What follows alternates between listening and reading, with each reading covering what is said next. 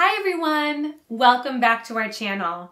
We are here to help you pass your U.S. citizenship interview. Here's another common question that applicants ask. What do I need to do if I made some mistakes on my application?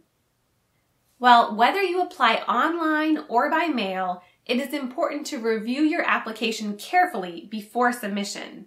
Have another person review it if possible. And for people who apply online, we've heard numerous reports that the system has glitches and changes some of the answers from time to time. So, if you apply online, make sure to print out a copy of your application after submission. Now, you won't have access to that right after your submission. Just wait a few days and it should be accessible under the Document tab in your account.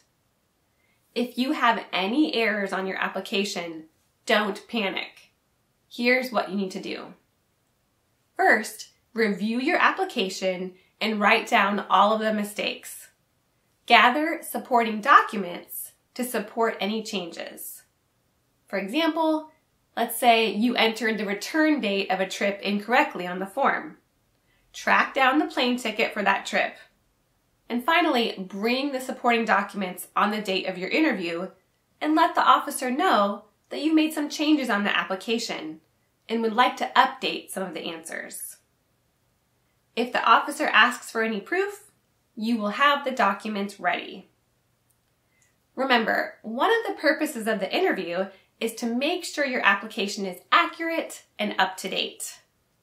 All right, I hope this helps you. If you have any other questions, leave us a comment and I will see you in the next video. Take care.